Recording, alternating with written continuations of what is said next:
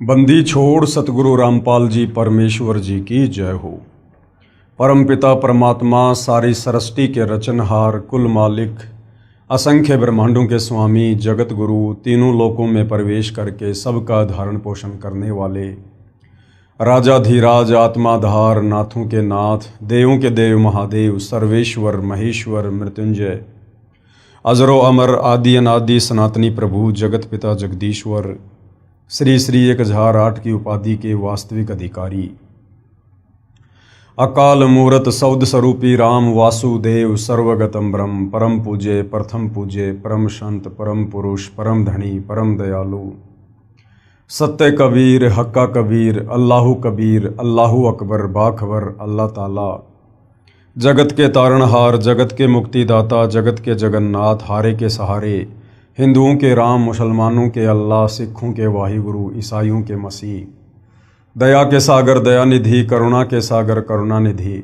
स्वयंभू परिभू, संकट मोचन, कष्ट हरण, मंगल करण, दुख भंजन, अविगत कबीर, निर्विकार निर्विषम परमात्मा, अलय अलेख सतगुरु, आदि अनादि सतगुरु, असली मर्यादा पुरुषोत्तम, असली राम, असली कृष्ण, असली घनश्याम, असली मुरारी, राजाओं के राजा, महाराजाओं के महाराजा, शहंशाहों के शहंशाह, सम्राटों के सम्राट, भगवानों के भगवान, अल्लाहों के अल्लाह, प्रभुओं के प्रभु, मसीहाओं के मसीह, सच्चे वाहिगुरु, बाबाओं के बाबा, पीरों के पीर, सेठों के सेठ, जगत सेठ, साड़सा सेठ, सर्वगुण संपन्न, अनंत कोटि कलाओं के स्वामी, अनंत कोटि ब्रह्मांडों के नायक, योगियों में महायोगी, ध्यानियों में महाध्यानी, सिद्धों में परम सिद्ध, ज्ञानियों में तत्व ज्ञानी, ब्रह्म ज्ञानी, महाज्ञानी, परम ज्ञानी, सर्वश्रेष्ठ ज्ञानी, विज्ञानी, युवा कबीर, समर्थ कबीर, असमवात, अमित ओजा, सच्चे रहनुमा, करीम अल्लाह, सुभान अल्लाह,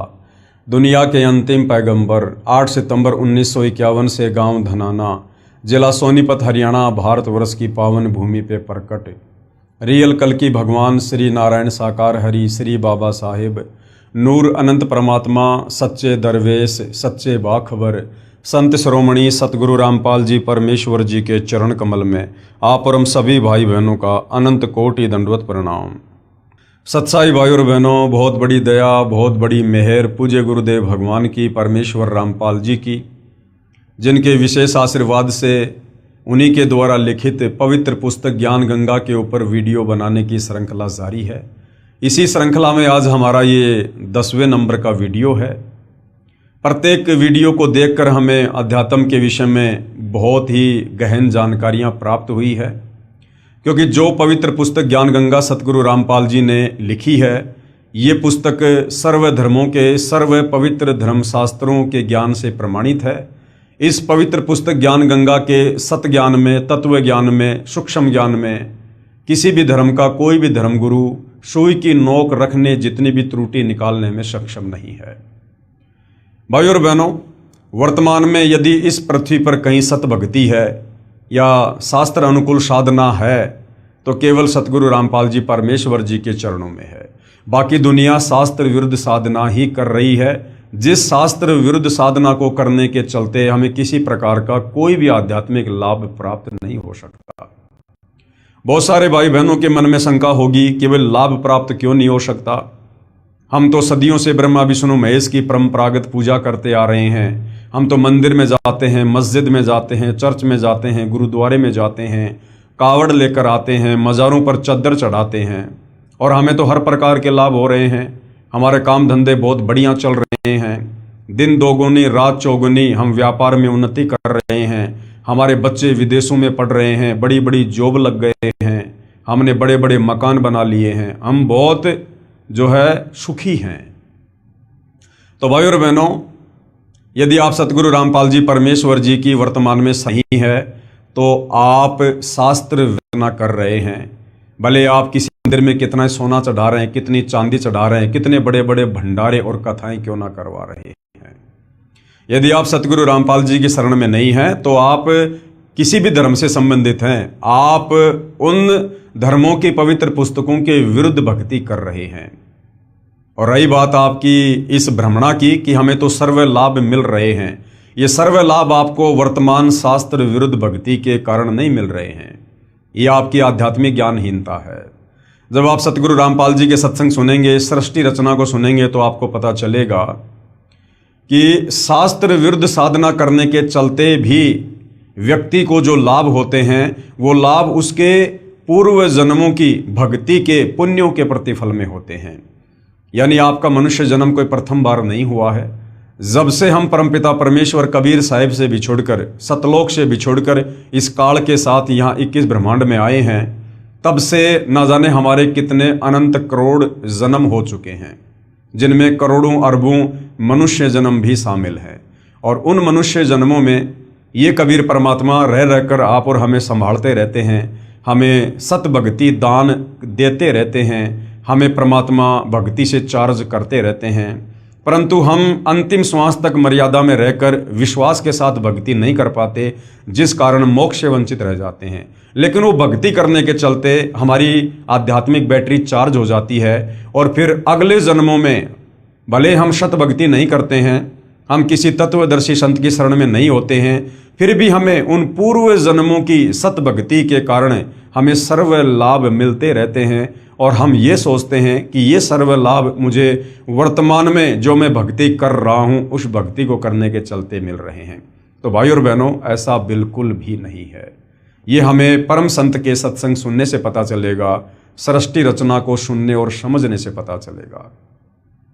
तो भाई और बहनों, ये कलयुग है और हमारे जितने भी अच्छे कर्म थे, शुभ कर्म थे, जो पुण्य कर्म थे, वो हमने आज से पहले 3 युगों में, सतयुग, त्रेता, द्वापर में मनुष्य जन्म प्राप्त कर करके भोग लिए हैं। ज़्यादातर हमने खर्च कर दिए हैं। और वर्तमान में आप देखिएगा 90% लोग वर्तमान में भक्ति अवश्य करते हैं, वो चाहे किसी भी धर्म से संबंधित क्यों ना है, फिर भी उनकी दुर्गति हुई पड़ी है। देश का राजा भी उसी मंदिर में जाता है और देश का भिखारी भी उसी मंदिर के आगे भीख मांगता है। फिर दोनों में इतना अंतर क्यों? भाई और बहनों, दोनों ही शास्त्र विरुद्ध साधना कर रहे हैं। उस राजा के अभी पूर्व जन्मों के पुण्य चल रहे हैं, भिखारी के पूर्व जन्म के पुण्य समाप्त हो चुके हैं। और जिस दिन उस राजा के पुण्य समाप्त होंगे, उसकी भी ऐसी दुर्गति होगी, फिर आने वाले मनुष्य जन्म में या वर्तमान जन्म में भी हो सकती है। तो भाई और बहनों, इस आध्यात्मिक ज्ञान को अच्छे से समझने के लिए आप लोगों ने सृष्टि रचना को समझना बहुत ज़रूरी है। और ये जो सृष्टि रचना सतगुरु रामपाल जी परमेश्वर जी ने हमें समझाई है, हमें बताई है, सत्संगों में सुनाई है और अपनी पवित्र पुस्तकों में लिखी है, ये शास्त्र प्रमाणित है। इसमें किसी भी प्रकार की मीन मेख कोई भी नहीं निकाल सकता है। हाँ ठीक है, अपनी अज्ञानता और नादानी के चलते भले हम स्वीकार ना करें, परंतु सत्य सत्य ही होता है। तो भाई और बहनों, यदि आप आगे सत भक्ति रूपी चार्जर लगाना चाहते हैं और आने वाले समय में, क्योंकि आने वाला समय युग परिवर्तन का है और जब जब युग परिवर्तन होता है तब तब महाविनाश होता है, अच्छे अच्छे लोगों की ज़बरदस्त दुर्गति होती है। हम मई 2026 में जी रहे हैं और 2028 युग परिवर्तन का निर्धारित समय है। आने वाले 1.5 वर्षों में क्या से क्या होगा, शायद आप और हमने इसकी कल्पना भी नहीं की होगी। तो यदि आप युग परिवर्तन के दौरान उत्पन्न होने वाली समस्याओं से बचना चाहते हैं, अपने परिवार को बचाना चाहते हैं, तो सतगुरु रामपाल जी की शरण ही एकमात्र विकल्प है। और उसके लिए आपने पहले उनके ज्ञान को अच्छे से समझना होगा, सृष्टि रचना को समझना होगा, उनसे उपदेश प्राप्त करके मर्यादा में रह के भक्ति शुरू करनी होगी, तब आपका बचाव संभव है। तो भाई और बहनों, सतगुरु रामपाल जी से जुड़ने के लिए सबसे पहले ज्ञान समझना अति आवश्यक है। और इस दिशा में हम सृष्टि रचना को समझ रहे हैं। सृष्टि रचना पर आज हमारा ये 4थे नंबर का वीडियो है और प्रत्येक वीडियो में हमने सृष्टि रचना के विषय में बहुत कुछ जाना है, बहुत कुछ समझा है।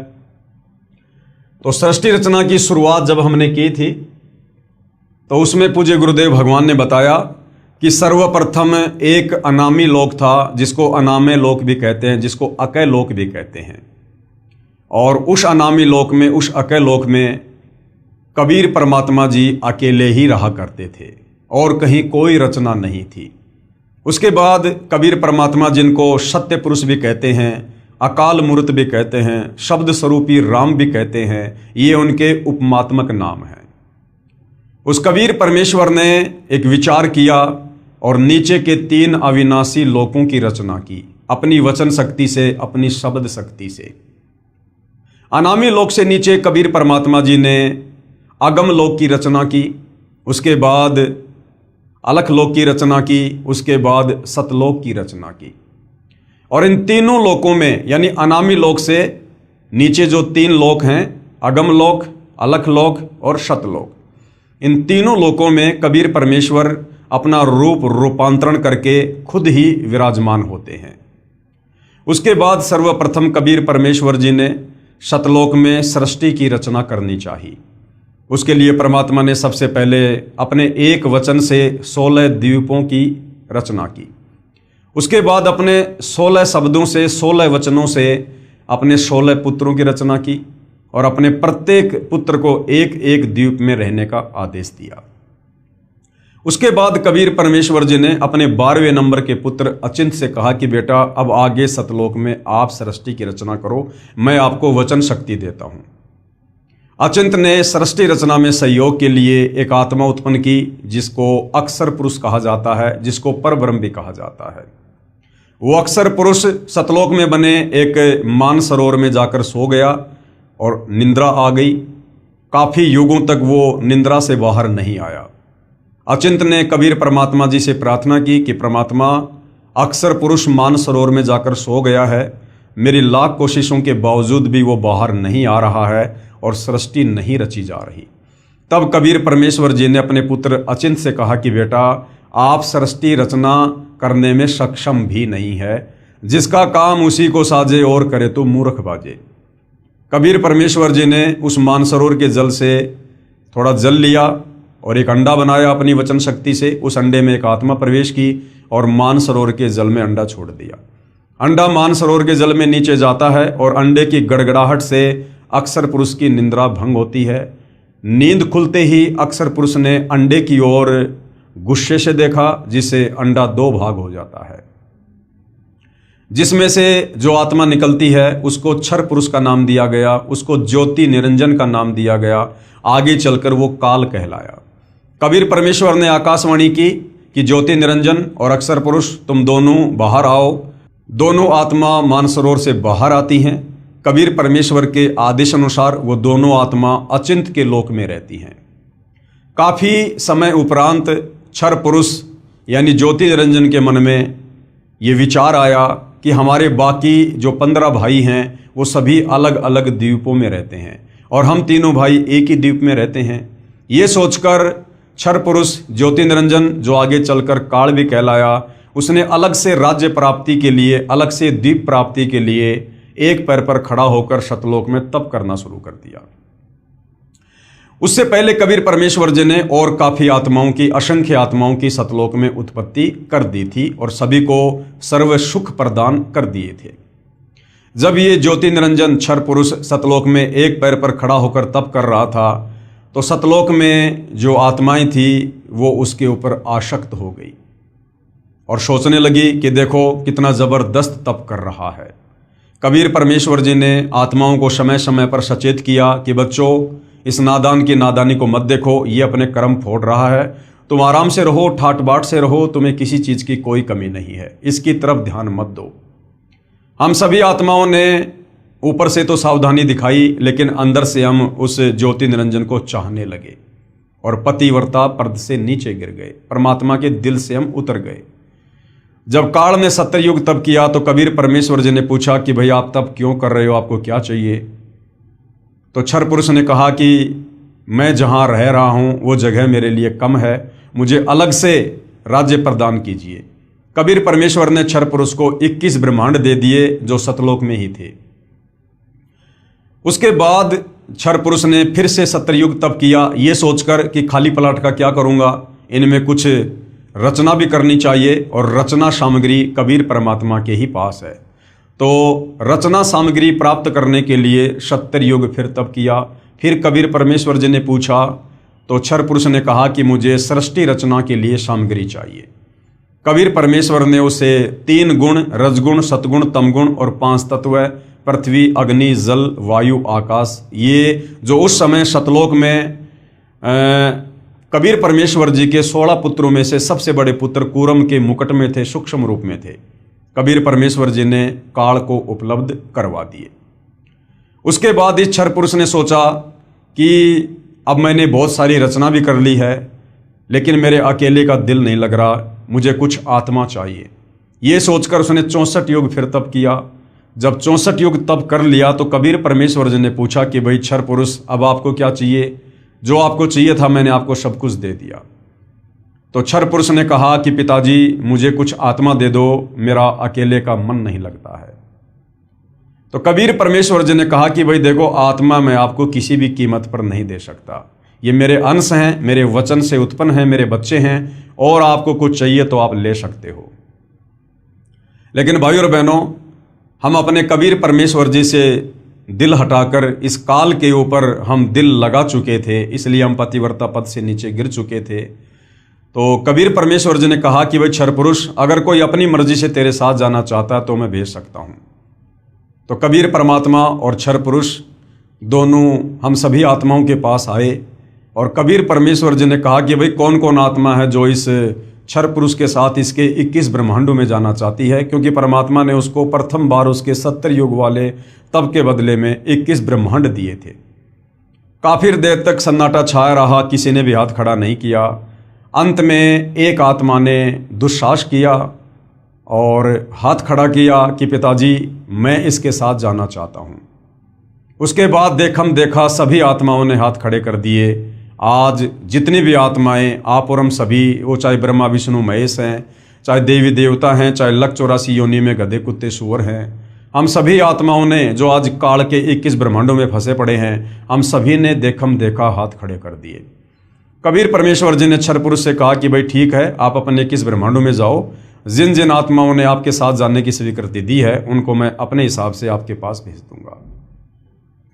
ज्योति निरंजन यानी क्षर पुरुष, जो आगे चलकर काल कहलाया, अपने 21 ब्रह्मांडों में चला गया। पीछे से कबीर परमेश्वर जी ने सर्वप्रथम हाथ खड़ा करने वाली आत्मा को एक सुंदर युवा लड़की बनाया और अपने पुत्र सहजदास से कहा कि बेटा, आप जाकर इसको ज्योति निरंजन के पास छोड़कर आ जाओ।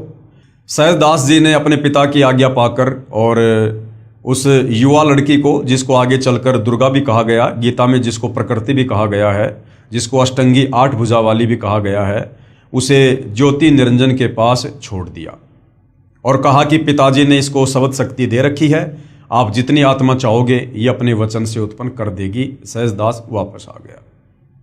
लड़की का युवा शरीर देखकर, रूप रंग निखरा हुआ देखकर और ज्योति निरंजन क्षर पुरुष के मन में दोष उत्पन्न हुआ। उसने उस दुर्गा के साथ में जबरदस्ती करने का प्रयास किया, बलात्कार करने का प्रयास किया। दुर्गा ने बहुत समझाया कि भाई देखो, हम दोनों एक ही पिता की संतान हैं, हम दोनों भाई बहन हैं, आप मेरे बड़े भाई हो, आपकी उत्पत्ति पहले अंडे से हुई है, बाद में मेरी उत्पत्ति उसी परमात्मा ने अपने वचन से की है। आप मेरे बड़े भाई हो, मैं आपकी छोटी बहन हूँ, और भाई बहन का ये शारीरिक मिलन, ये मैथुन कर्म, ये महापाप का कारण बनेगा।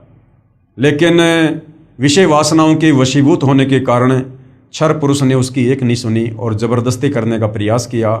तो दुर्गा ने सूक्ष्म रूप बनाकर उसके मुख के माध्यम से उसके पेट में जाकर शरण ली और पेट में जाकर दुर्गा ने अपने पिताजी कबीर भगवान से अर्ज की, प्रार्थना की कि हे पिता, मेरी रक्षा करो।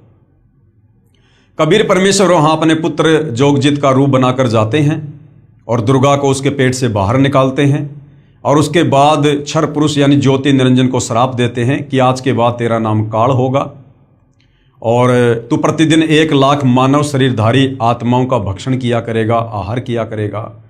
और आज अभी इसी समय तुझे सतलोक से 16 शंख कोश की दूरी पर निष्कासित किया जाता है। ये कहते ही इस क्षर पुरुष के 21 ब्रह्मांड दुर्गा सहित और दुर्गा के अंदर जितने भी आत्माएं प्रवेश थी, विमान की तरह चल पड़ा और सतलोक से 16 शंख कोश की दूरी पर आकर रुक गया। हालांकि बीच में थोड़ा सा प्रकरण आता है कि जब ये 21 ब्रह्मांड विमान की तरह सतलोक से बाहर जा रहे थे तो बाहर सीमा पर सहजदास का लोक आता है। वहाँ पर ही क्षर पुरुष ने अपने भाई से अर्ज की कि मेरे विमान को यहाँ पर उतार लो, परमात्मा जी से आप प्रार्थना करो, मेरे से बहुत बड़ी गलती हो गई है। जब सहजदास जी ने कबीर परमेश्वर जी से आज्ञा लेनी चाहिए तो कबीर परमात्मा ने मना कर दिया कि अगर उसको रोका तो मेरे से फिर बुरा कोई नहीं होगा। यानी परमेश्वर ने कहा कि मैं मन कर्म वचन से कहता हूँ उसको यहाँ से बाहर निष्कासित कर दो। सहजदास ने कहा कि भैया मेरे बस की बात नहीं है, पिताजी ने मना कर दिया है। और सतलोक से 16 संकोच की दूरी पर इस काल के 21 ब्रह्मांड आकर स्थिर हो गए परमेश्वर की वचन शक्ति से, जिसको हम गुरुत्वाकर्षण शक्ति कहते हैं। उसके बाद भाई और बहनों, इस काल ने, क्षर पुरुष ने, ज्योति निरंजन ने दुर्गा के साथ में मनमानी करनी चाहिए और कहा कि अब मेरा कौन क्या बिगाड़ेगा, अब जो मन में आएगा वो मैं करूँगा, मुझे जो सज़ा मिलनी थी वो पिताजी ने दे दी है। दुर्गा ने फिर समझाया, बहुत कोशिश की, लेकिन ये नहीं माना। अंत में इसने दुर्गा के साथ में पति पत्नी व्यवहार किया और 3 पुत्रों की रचना की, ब्रह्मा की, विष्णु की और शंकर जी की। और अपने तीनों बेटों को एक एक गुण से युक्त कर दिया। रजगुण से ब्रह्मा जी को, सतगुण से विष्णु जी को, तमगुण से शंकर जी को। तीनों पुत्रों की उत्पत्ति करके ब्रह्मा जी को कमल के फूल के ऊपर बैठाकर अचेत कर दिया, विष्णु जी को शेषनाग की सैया के ऊपर लेटाकर अचेत कर दिया और शंकर जी को कैलाश पर्वत पर बैठाकर अचेत कर दिया। और दुर्गा से कहा कि दुर्गा, अब आज के बाद मैं प्रतिज्ञा करता हूँ कि मैं किसी को भी अपने वास्तविक काल रूप में दर्शन नहीं दूंगा, क्योंकि मुझे परमात्मा जी ने श्राप दिया है। मुझे प्रतिदिन 1 लाख मानव शरीरधारी आत्माओं को खाना पड़ेगा। अगर मेरे इस दुष्कर्म का संसार में आत्माओं को पता चल गया तो फिर कोई भी मेरी पूजा नहीं करेगा और सब लोग यहाँ से बाहर निकलने का प्रयास करेंगे जब कभी कबीर परमात्मा इस लोक में ज्ञान समझाने आएंगे। तो काल ने एक अटल प्रतिज्ञा कर ली कि आज के बाद मैं अपने वास्तविक रूप में किसी को दर्शन नहीं दूंगा। और दुर्गा, अब आप इन तीनों बेटों के माध्यम से मेरे भोजन की व्यवस्था करो, सृष्टि की उत्पत्ति करो। दुर्गा ने काल का आदेश प्राप्त करके और अपने तीनों पुत्रों को सचेत कर दिया, आपस में उनको इकट्ठा कर दिया। उसके बाद में काल के आदेश से दुर्गा ने समुद्र मंथन के दौरान ब्रह्मा जी को 4 वेद दिए। जब ब्रह्मा जी ने वेदों को पढ़ा तो वेदों से पता चला कि कोई ब्रह्म है जो साकार है, सशरीर है, तेजोमय शरीर है और साधना करने से वो मिलता है। उससे पहले दुर्गा कहा करती थी कि पुत्रों, मैं तुम्हारी माँ हूँ, मैं तुम्हारा पिता हूँ। लेकिन जब ब्रह्मा जी ने वेद पढ़े और वेदों में पढ़ा कि कोई परमात्मा अलग है, तो ब्रह्मा जी ने कहा कि माँ, वेदों में तो लिखा है कि ब्रह्म कोई और है, आप कह रही हो कि ब्रह्म मैं ही हूँ, मैं तुम्हारी माँ हूँ, मैं तुम्हारा पिता हूँ। तो दुर्गा ने सच बताना पड़ा और दुर्गा ने कहा कि बेटा, तुम्हारा पिता है लेकिन वो तुम्हें दर्शन नहीं देगा। ये बात सुनकर ब्रह्मा जी को अपनी माता की बातों पर अविश्वास हो गया और ब्रह्मा ने सोचा कि मैं अपने पिता के दर्शन करूंगा। ये सोचकर ब्रह्मा जी उत्तर दिशा की ओर चल दिए, जहां पर अंधेरा ही अंधेरा था। जाने से पहले दुर्गा ने कहा कि बेटा, अगर तुझे तेरे पिता ब्रह्म ने दर्शन नहीं दिए तो तू क्या करेगा? ब्रह्मा ने कहा कि मैं आपको अपनी शक्ल नहीं दिखाऊंगा। 4 युग तक ब्रह्मा जी ने ध्यान लगाया, परंतु काल यानी ब्रह्म ने उसको दर्शन नहीं दिए। उधर से काल ब्रह्म ने आकाशवाणी की कि दुर्गा, सृष्टि क्यों नहीं रची जा रही है? तो दुर्गा ने कहा कि आपका बड़ा बेटा ब्रह्मा आपकी खोज करने के लिए गया हुआ है। तो ब्रह्म ने कहा, यानी काल ने कहा कि उस ब्रह्मा को वापस बुलाओ, मैं दर्शन नहीं दूंगा। दुर्गा ने अपनी शब्द शक्ति से गायत्री नाम की एक लड़की उत्पन्न की और कहा कि अपने भाई ब्रह्मा को लेकर आओ किसी भी प्रकार से। गायत्री चली जाती है। ब्रह्मा जी समाधि में थे। गायत्री ने ध्यान से दुर्गा से जब बातचीत की, संवाद किया, तो दुर्गा ने कहा कि आप उसके पैर को हाथ लगाओ, उसके चरणों को स्पर्श करो। गायत्री ने ऐसा ही किया और ब्रह्मा जी का ध्यान भंग हुआ।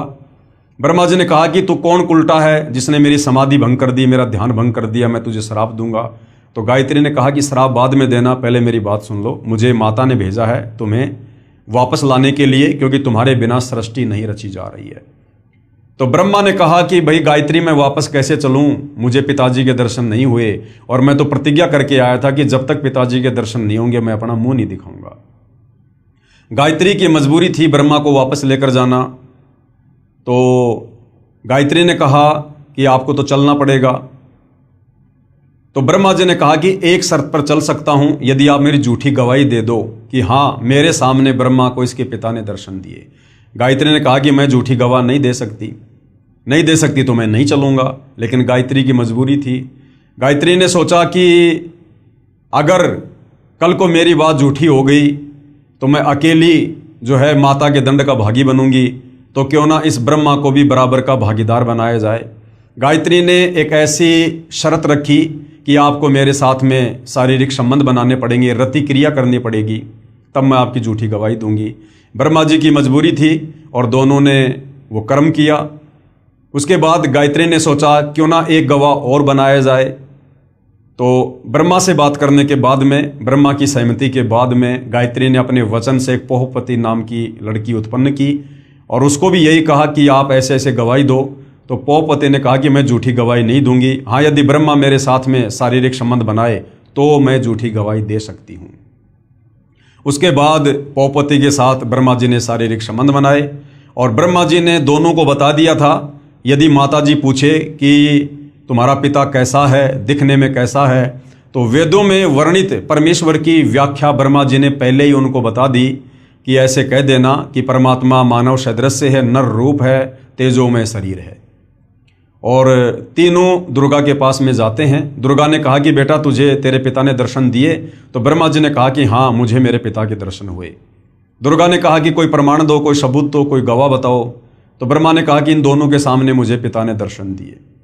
जब दुर्गा ने उन दोनों से जानना चाहा तो दोनों ने कहा कि हाँ हमारे सामने दर्शन दिए। उधर से दुर्गा ने सोचा कि ब्रह्म यानी काल मुझे तो कह रहा था कि मैं किसी को दर्शन नहीं दूंगा और ये कह रहे हैं कि मुझे दर्शन दे दिए। वो थोड़ी सी नाराज हुई और उसने ध्यान लगाया तो काल ने आकाशवाणी की कि दुर्गा ये तीनों झूठ बोल रहे हैं, मैंने इनको किसी प्रकार से कोई दर्शन नहीं दिए। यह आकाशवाणी सभी ने सुनी, सबके सिर नीचे हो गए और उसके बाद में दुर्गा ने ब्रह्मा यानी अपने बड़े बेटे को श्राप दिया कि जग में तेरी पूजा नहीं होगी और तेरे वंशज यानी ब्राह्मण धर्मगुरु जो वेदों को पढ़ेंगे, वेदों को ना समझकर आगे लोगों को ज्ञान देंगे, गुमराह करेंगे, वो भी तेरे जैसे झूठे होंगे, पाखंडी होंगे। दुनिया को गुमराह करना उनका परमो धर्म होगा। उसके बाद में दुर्गा ने अपने दूसरे नंबर के बेटे विष्णु से कहा कि बेटा आप भी अपने पिता के दर्शन कर लो, कहीं बाद में फिर आप जी बीच में समाधि लगा के बैठ जाओगे। तो विष्णु जी भी अपने पिता के दर्शन के लिए पाताल लोक में चल दिया। पाताल लोक में शेषनाग था। शेषनाग ने देखा कि मेरे लोक में ये मेरी अनुमति के बिना कौन बेधड़क आ रहा है। तो शेषनाग ने अपने 1000 फणों से विष छोड़ दिया, जिसके चलते विष्णु जी का पूरा शरीर नीला हो गया, काला हो गया। विष्णु जी ने जैसे ही उसके साथ युद्ध करना चाहा तो काल ने आकाशवाणी की कि बेटा इसका बदला मैं तुझे द्वापर युग में दूंगा, तो श्री कृष्ण रूप में जाएगा और ये काली देह में कालेंद्री नाम का नाग होगा, उस समय मैं तुझे इसका बदला दूंगा। विष्णु जी वापस आ गए, अपनी माँ को आके सब कुछ सच सच बता दिया कि मुझे मेरे पिता के दर्शन नहीं हुए। दुर्गा बड़ी प्रसन्न हुई और कहा बेटा तू सतवादी होगा और जग में तेरी पूजा होगी। उसके बाद में अपने तीसरे पुत्र शंकर जी को भी दुर्गा ने कहा कि बेटा आप भी अपने पिता के दर्शन करने का प्रयास कर लो, तुम्हारे दोनों भाइयों को तो पिता ने दर्शन दिए नहीं। शंकर जी इस मामले में थोड़े समझदार निकले। उन्होंने कहा कि माता जब मेरे दोनों बड़े भाइयों को मेरे पिता ने दर्शन नहीं दिए तो फिर मैं व्यर्थ में क्यों प्रयास करूं। हे माँ मुझे ऐसा वरदान दे दो कि मैं अमर हो जाऊं, कभी ना मरूं। तो दुर्गा ने कहा कि बेटा इस 21 ब्रह्मांड में ये अमरत्व का वरदान नहीं मिल सकता, यहाँ जिसका जन्म हुआ है उसकी मृत्यु निश्चित है। लेकिन शंकर जी को ध्यान लगाने की विधि बताई, जिसके चलते शंकर जी की उम्र अपने दोनों भाइयों से 7 गुना ज़्यादा है। उसके बाद भाइयों और बहनों, काल के आदेश से दुर्गा ने समुद्र मंथन पर अपने तीनों पुत्रों ब्रह्मा विष्णु महेश को भेज दिया और कहा कि समुद्र मंथन में जो भी वस्तु निकले उसकी मुझे जानकारी देना और उनको अलग अलग रखना। समुद्र मंथन हुआ। दुर्गा समुद्र में जाकर अपने 3 रूप बनाती है। 3 लड़कियों के रूप में दुर्गा प्रकट होती है, बाहर भी खड़ी हुई है। और जब 3 लड़कियां लेकर ब्रह्मा विष्णु महेश बाहर आते हैं तो दुर्गा ने कहा कि सबसे पहले कौन सी लड़की आई? तो कहा जी ये वाली आई। तो दुर्गा ने उसका नाम सावित्री रखा और उसकी शादी ब्रह्मा जी के साथ कर दी। दूसरी का नाम लक्ष्मी रखा और विष्णु जी को दे दी। तीसरी का नाम पार्वती रखा और शंकर जी के साथ में शादी कर दी और तीनों को अपने अपने लोक में भेज दिया और तीनों को एक एक गुण से युक्त कर दिया। ब्रह्मा जी को रजोगुण से युक्त कर दिया, जिसके चलते तीनों लोकों के प्राणी रजोगुण के प्रभाव से संतान उत्पत्ति करते हैं। विष्णु जी को सतोगुण से युक्त कर दिया, जिस सतोगुण के प्रभाव के चलते सभी आपस में मोह ममता में बंधे हुए हैं। शंकर जी को तमोगुण से युक्त कर दिया, जिसके चलते फिर मनमुटाव, राग द्वेष, ईर्ष्या, लड़ाई झगड़े यानी संहार का कार्य तमोगुण के कारण शंकर जी करते हैं। और इस प्रकार से इस काल के 21 ब्रह्मांड की सृष्टि चल रही है। कुल मिला के भाइयों और बहनों बात यह है कि इस काल को प्रतिदिन 1 लाख मानव शरीरधारी स्त्री या पुरुषों के सूक्ष्म शरीर से निकली वासना को खाने का श्राप लगा हुआ है, जिसके चलते ये गुप्त ऊपर 21वें ब्रह्मांड में रहता है, जहाँ पर इसने तपतशिला बना रखी है, जीवों को भून भून के खाता है और अपने तीनों पुत्रों की ब्रह्मा विष्णु महेश की जो है ड्यूटी लगा रखी है अपने भोजन के लिए, आप और हम मानव शरीरधारी प्राणियों की उत्पत्ति करने की। तो भाइयों और बहनों, और यहाँ कुछ भी लेना देना नहीं है। काल ने केवल अपने भोजन के लिए सारी व्यवस्था कर रखी है और हम सभी प्राणी समय समय पर अपने कर्मों का दंड भोगने के लिए कभी लक 84 योनि में गधे कुत्ते सुअर बनते हैं, कभी नरक में जाते हैं, कभी स्वर्ग में जाते हैं। और इसी प्रकार से जन्म मृत्यु का सिलसिला, लक 84 योनियों का सिलसिला, ये लगातार अनंत युगों से चलता आ रहा है। इस काल की चक्की से बाहर निकालने के लिए, इन कष्टों से बाहर निकालने के लिए वो कबीर परमात्मा, सारी सृष्टि का मालिक, सतलोक से चलकर स्वयं ही यहाँ पर समय समय पर आता है। उसके बाद भाइयों और बहनों, इस काल को 21 ब्रह्मांड सहित बाहर निकालने के बाद सतलोक में जो एक और आत्मा थी, परब्रह्म, जिसको अक्षर पुरुष भी कहते हैं, उस अक्षर पुरुष के मन में आया कि क्षर पुरुष ज्योति निरंजन जो 21 ब्रह्मांड सहित सतलोक से चला गया है, वो बहुत सुख भोग रहा होगा। अक्षर पुरुष उसकी याद में रहने लगा, भक्ति भी करने लगा, लेकिन व्याकुल रहने लगा, चिंतित रहने लगा उस काल की याद में। और भी बहुत सारी आत्माएं जो सतलोक में थी, वो आत्माएं भी ये सोचकर कि काल ब्रह्म के साथ जितनी भी आत्मा उसके 21 ब्रह्मांड में गई हैं, वो तो बड़े सुख भोग रही होंगी, ये सोचकर उनके मन में भी दोष आ गया कि काश हम भी चले जाते तो हम भी ना जाने क्या क्या सुख भोगते। जबकि यहाँ हम लोग गधे कुत्ते सुअर बनकर टट्टी खा रहे हैं, लैट्रिन खा रहे हैं, नरक का कष्ट भोग रहे हैं, जन्म मृत्यु के चक्कर में हैं, अकाल मृत्यु मर रहे हैं, गरीबी में, भिखारीपन में, दारिद्र्य में जी रहे हैं। तो बाकी जितने भी आत्माओं के मन में दोष आया और अक्षर पुरुष के मन में दोष आया, उसके चलते वो भी पतिव्रता पद से नीचे गिर गए। कबीर परमेश्वर ने उनको भी सतलोक से बाहर करना जरूरी था। और फिर ठीक उसी प्रकार से कबीर परमेश्वर जी ने अक्षर पुरुष को यानी परब्रह्म को भी 7 शंख ब्रह्मांड दे दिए। और सर्वप्रथम अक्षर पुरुष के साथ उसके 7 शंख ब्रह्मांडों में जाने के लिए जिस आत्मा ने स्वीकृति दी, उसकी एक युवा लड़की बना दी, जिसका नाम ईश्वरी माया रखा। और बाकी सभी आत्माओं को सूक्ष्म रूप में ईश्वरी माया के अंदर जो है वो प्रवेश करके और अक्षर पुरुष के पास में भिजवा दिया। लेकिन अक्षर पुरुष ने और ईश्वरी माया ने वो गलती नहीं की जो गलती काल और दुर्गा ने सतलोक में की थी, जबरदस्ती शारीरिक संबंध बनाने की। यानी शारीरिक संबंध बनाने का प्रयास किया लेकिन सफल नहीं हो पाए।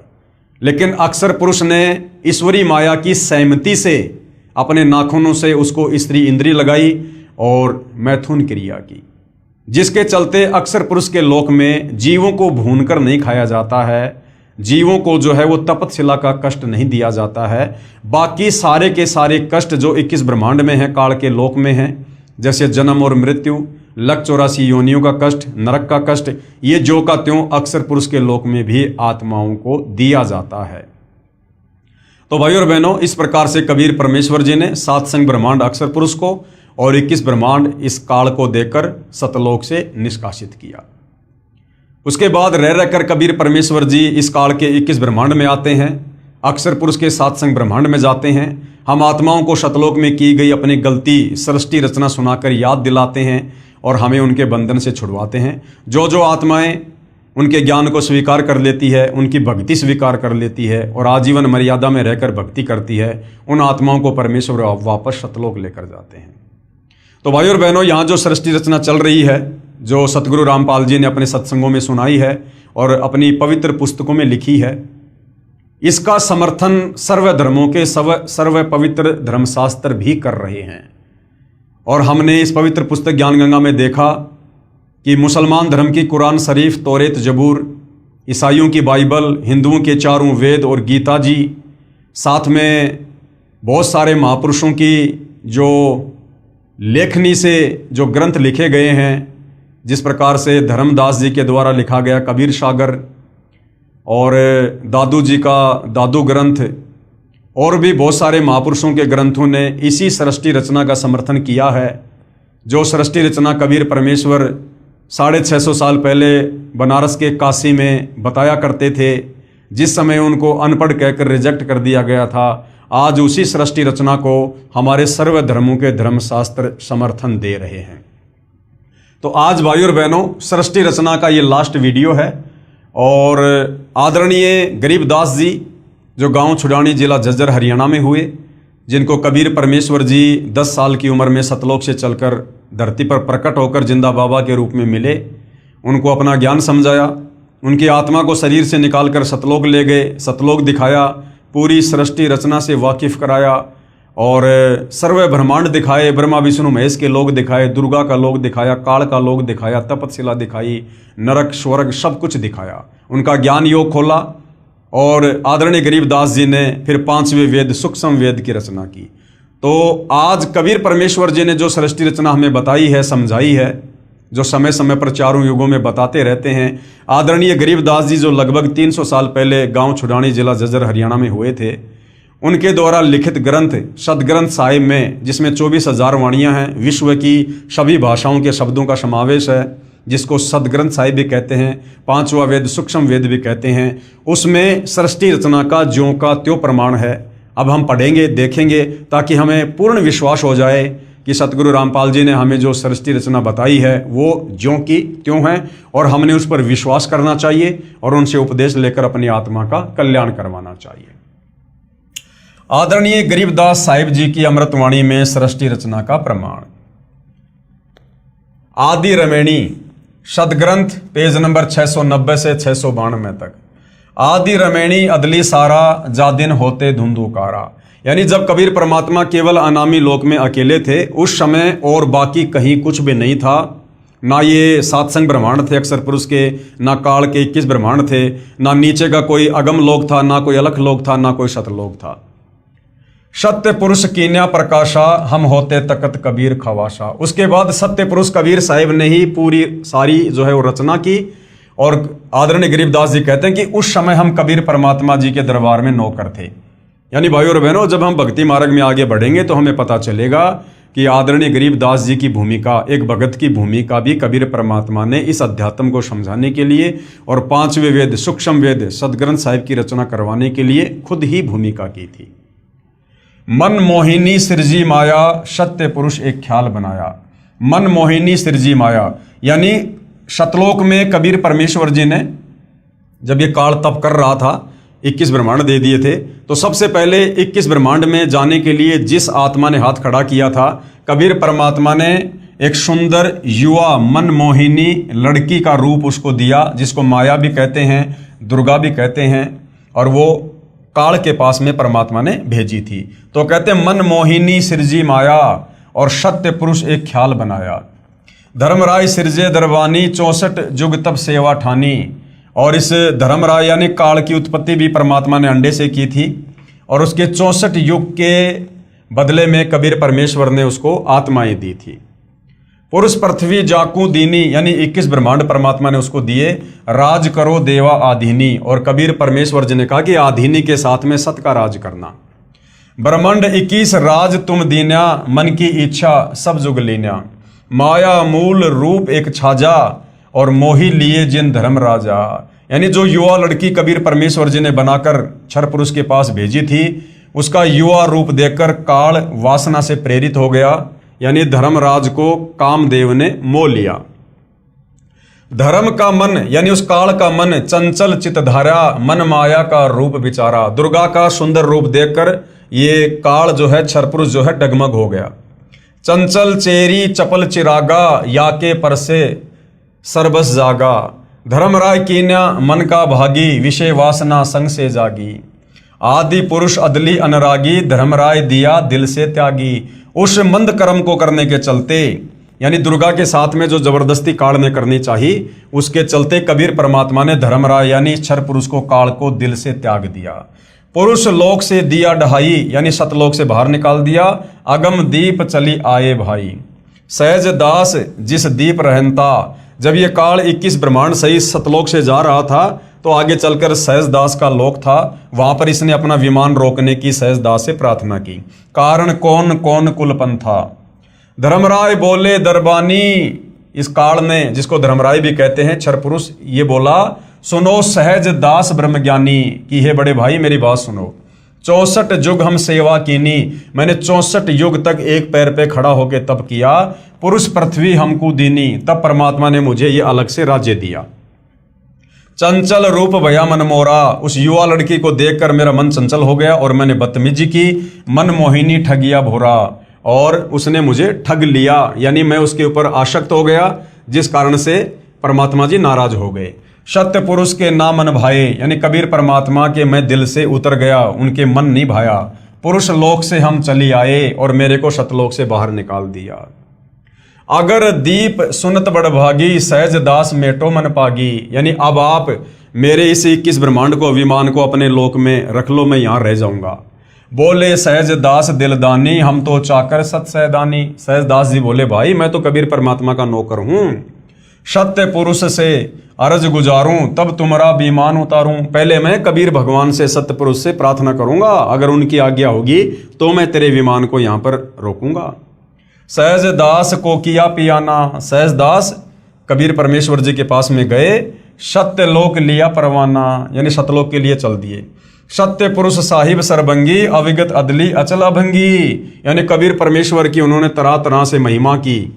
धर्मराय तुमरा दरबानी, कि एक वो क्षर पुरुष, वो धर्मराय आपके दरबार का नौकर, अगर दीप चली गए प्राणी।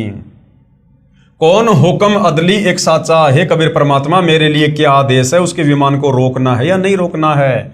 विषय लोक जा तीन्यू बाचा, कबीर परमात्मा ने कहा कि उसको विषय लोक में जाने दो, उसको यहां से बाहर निकलने दो। तीन्यू बाचा यानी मन कर्म वचन से कहता हूं, उसको यहां से निकालो। सहज विमान चले अधिकाई, छिन में अगर दीप चली आई। सहज दास पल भर में वहां से वापस आ गया। हम तो अर्ज करी अनुरागी, कि भाई ज्योति निरंजन मैंने तो सत्य पुरुष से अर्ज की थी तुम विषय लोक जाओ बड़भागी, लेकिन परमात्मा ने मना कर दिया, तुम विषय लोक में जाओ। धर्मराय के चले विमाना, और 21 ब्रह्मांड विमान की तरह वहां से चल पड़े। मान सरोवर आए प्राणा, उसके बाद सतलोक में एक मान सरोवर है, वहां पर वो विमान आया। मान सरोवर रहन न पाए, काल ने वहां पर रहने की कोशिश की लेकिन परमात्मा ने वहां भी नहीं रहने दिया। दरे दरे कबीरा थाना लाए, वहां पर कबीर परमात्मा खुद ही बैठे हुए थे। बंकनाल की विस्मी बाटी, तहां कबीरा रोकी घाटी। इन पांचों मिल जगत बंधाना, लख 84 जीव संताना। उसके बाद भाई और बहनों आगे की जो सृष्टि है उसका आपको ज्ञान है ही, कि किस प्रकार से इस काल ने अपने भोजन के लिए और दुर्गा से अपने 3 पुत्रों की रचना की, तीनों को एक एक गुण से युक्त कर दिया, और हम जीवों की उत्पत्ति और संहार करवा के किस प्रकार से ये काल अपनी 21 ब्रह्मांड की सृष्टि चला रहा है। तो कहते हैं इन पांचों मिल जगत बंधाना, इन पांचों यानी काल, दुर्गा और तीनों इनके बेटे ब्रह्मा विष्णु महेश, इन पांचों ने मिलकर पूरे संसार को मूर्ख बना रखा है, सबको कर्म बंधन में लख 84 में जन्म मरण में बांध रखा है। इन पांचों मिल जगत बंधाना, लख 84 जीव संताना, लख 84 में जीवों को यातना दे रहे हैं। ब्रह्मा विष्णु महेश और माया धर्मराय का राज पठाया। ये ब्रह्मा विष्णु और महेश और इनकी माता माया, ये दुर्गा, ये चारों मिलकर ये धर्मराय यानी काल के राज्य को चला रहे हैं। यो खोकापुर झूठी बाजी, ये काल का 21 ब्रह्मांड, इसको खोकापुर कहा गया है। और भिस्त बैकुंठ दगासी साजी, और इसने जो नरक सुरक बना रखे ना केवल हमारे को धोखा देने के लिए। कृत्रिम जीव बुलाने भाई, निज घर की तो खबर न पाई, और हमारे को एक कृत्रिम जीव बना दिया, आत्माओं के ऊपर ये चोला लगा के हमारे को जन्मने और मरने वाले जीवों की संज्ञा में ला के खड़ा कर दिया। और निज घर की तो खबर न पाई, और हमारा जो वास्तव में जो घर है सतलोक, उसकी अब किसी को खबर नहीं लगने देता कि तुम कहाँ से आए थे, क्यों आए थे, क्या तुमने गलती करी थी जिस कारण से तुम यहाँ पर फंसे पड़े हो, इसकी खबर नहीं लगने दे रहा। 1.25 लाख उपजे नित हंसा, 1.25 लाख जीवों की उत्पत्ति दुर्गा काल के लिए रोजाना करती है। 1 लाख विनसे नित हंसा, और 1 लाख को ये काल रोजाना खाता है। उत्पत्ति खपती प्रलय केरी, हर शोक जोरा जमजेरी, यानी जन्म मरण और ये दुख, ये सारे यहाँ पर काल के जो कष्ट हैं वो दिए जा रहे हैं। पांचों तत्व हैं प्रलय माही, सतगुण रजगुण तमगुण झाई। आठों अंग मिली है माया, पिंड ब्रह्मंड सकल भरमाया। या में सुरती शब्द की डोरी, पिंड ब्रह्मंड लगी है खोरी। श्वासा पारस मन गए राखो, खोले कपाट अमीर चाखो। यानी कबीर परमेश्वर जी आकर जो श्वासों का नाम देते हैं, सतनाम देते हैं, उससे फिर हमारा ज्ञान योग खुलता है और हमें यहाँ से बाहर निकलने का रास्ता मिलता है। सुनाऊं हंस शब्द सुनदासा, अगम दीप है अग है बासा। फिर कबीर परमेश्वर तत्वदर्शी संत के रूप में आते हैं और हमें फिर वास्तविक ज्ञान बताते हैं, भक्ति देते हैं और हमें फिर अगम दीप यानी सबसे आगे का जो दीप है, जो सतलोक है, हमें उसकी जानकारी देते हैं। भवसागर जमदंड जमाना, धर्मराय का है तलबाना। पांचों ऊपर पद की नगरी, बाट विहंगम बंकी डगरी। इन पांचों के ऊपर दुर्गा काल और ब्रह्मा विष्णु महेश के ऊपर वो वास्तविक वो नगर है, सतलोक है, जहाँ पर जाना इतनी आसान बात नहीं है। हमरा धर्मराय से दावा, भवसागर में जीव भरमावा। कबीर परमेश्वर का जो है इस धर्मराज यानी काल के साथ में एग्रीमेंट है। हम तो कहें अगम की बाणी, जहाँ अविगत अदली आप बिनानी। बंदी छोड़ हमारा नामम, अजर अमर है अस्त्र ठामर। जुगन जुगन हम कहते आए, जम जोरा से हंस छुड़ाए। यानी युगों युगों से हम यहाँ पर आ रहे हैं, सृष्टि रचना बता रहे हैं, ज्ञान समझा रहे हैं। जम यानी काल, जोरा यानी मौत, इससे हम जीवों को छुटाने का प्रयास करते हैं। जो कोई माने शब्द हमारा, जो हमारे ज्ञान को स्वीकार कर लेता है, भवसागर नहीं भरमै धारा, वो दोबारा काल के किस ब्रह्मांड में नहीं आता, उसका मोक्ष हो जाता है। या में सुरती शब्द का लेखा, तन अंदर मन कहो किन देखा। दास गरीब अगम की बाणी, खोजा हंसा शब्द सैदानी। उपरोक्त अमृतवाणी का भावार्थ है कि आदरणीय गरीबदास साहिब जी ने भी यही कहा है कि यहाँ पहले केवल अंधकार था तथा पूर्ण परमात्मा कबीर साहिब जी सतलोक में तख्त सिंहासन पर विराजमान थे। हम वहाँ चाकर थे यानी नौकर थे। परमात्मा ने ज्योति निरंजन को उत्पन्न किया, फिर उसके तप के प्रतिफल में 21 ब्रह्मांड प्रदान किए। फिर माया यानी प्रकृति, जिसको दुर्गा भी कहते हैं, उसकी उत्पत्ति की। युवा दुर्गा के रूप पर मोहित होकर ज्योति निरंजन यानी ब्रह्म ने दुर्गा यानी प्रकृति से बलात्कार करने की चेष्टा की। ब्रह्म यानी काल को उसकी सजा मिली, उसे सतलोक से निकाल दिया तथा श्राप लगा कि 1 लाख मानव शरीरधारी प्राणियों का प्रतिदिन आहार करेगा, 1.25 लाख उत्पन्न करेगा। यहाँ सभी प्राणी जन्म मृत्यु का कष्ट उठा रहे हैं। यदि कोई पूर्ण परमात्मा का वास्तविक शब्द, सच्चा नाम जाप मंत्र हमारे से प्राप्त करेगा, उसको काल की बंद से छुड़वा देंगे। हमारा बंदी छोड़ नाम है, यानी जो काल के कर्म बंधनों से छुड़वा दे, सतलोक में भेज दे, उसको कहते हैं बंदी छोड़। आदरणीय गरीबदास जी अपने गुरु व प्रभु कबीर परमात्मा के आधार पर कह रहे हैं कि सच्चे मंत्र अर्थात सतनाम व सार शब्द की प्राप्ति कर लो, पूर्ण मोक्ष हो जाएगा। नहीं तो नकली नामदाता संतों व महंतों की मीठी मीठी बातों में फंसकर शास्त्र विधि रहित साधना करके काल जाल में रह जाओगे, फिर कष्ट पर कष्ट उठाओगे। कहने का मतलब भाई और बहनों, हमें सृष्टि रचना पर विश्वास हो, इसके लिए महापुरुषों की जो है ये बातें बताई जा रही हैं। तो आदरणीय गरीबदास जी के सदग्रंथ साहिब में भी सृष्टि रचना का ज्यों का त्यों प्रमाण है। संत गरीबदास जी कृत अमर ग्रंथ के अध्याय हंस परम हंस की कथा की वाणी नंबर 37 और 43 में क्या कहा गया है सृष्टि रचना को लेकर। माया आदि निरंजन भाई, और अपने जाए आपे खाई। ये दुर्गा, ये माया, ये खुद ही पैदा करती है और खुद ही ये काल के पास में भोजन के लिए भेज देती है। यानी कहने का मतलब है भाई और बहनों, ये खुद ही पैदा करते हैं। ये काल और दुर्गा, ब्रह्मा विष्णु महेश को भी पैदा किया, फिर उसके बाद आप और हम सभी जीवों को पैदा किया। यानी हम सब यहाँ 21 ब्रह्मांड में काल और दुर्गा की संतान हैं, इसी से उत्पन्न हैं। और ये फिर सबको तपस्या पे भून भून के खाते हैं सबको। एक सत्संग में गुरुदेव ने बताया कि ये दुर्गा भी, ये दुर्गा और काल ये दोनों जीवों को खाते हैं, दोनों के दोनों। क्योंकि मालिक ने बताया जब घर में भोजन बनता है तो पत्नी भी खाती है। तो ये काल की 21 ब्रह्मांड की जो सृष्टि है, उसके जो घटिया नियम हैं, जो कर्म हैं, उसके बारे में बताया जा रहा है, ताकि हमारी आस्था यहाँ से हटे कि ये माया यानी दुर्गा और ये निरंजन यानी काल, ये दोनों हमें उत्पन्न करते हैं जीवों को, और दोनों ही खाते हैं। ब्रह्मा विष्णु महेश चेला, ओम सोहम का है खेला। शिखर शून्य में धर्म अन्यायी, जिन शक्ति डायन महल पठाई। शिखर शून्य में यानी 21वें ब्रह्मांड के टॉप मोस्ट पैलेस पर, उस ब्रह्मलोक में शिखर शून्य में सबसे ऊपर 21 ब्रह्मांड में ये धर्म यानी ये काल अन्यायी रहता है। जिन शक्ति डायन महल पठाई, और जिसने दुर्गा को यहाँ पर जीवों की उत्पत्ति और जो है प्रलय के लिए यहाँ पर एक जिम्मेदारी दे रखी, एक नौकरी दे रखी है। लाख गराज से नित उठ दूती, और ये दुर्गा क्या करती है, ये प्रतिदिन 1 लाख को मारती है अपने पति के भोजन के लिए। माया आदि तकत की कुत्ती, 1.25 लाख गढ़िए नित भांडे, और 1.25 लाख की रोजाना उत्पत्ति करती है। हंसा उत्पत्ति प्रलय डांडे।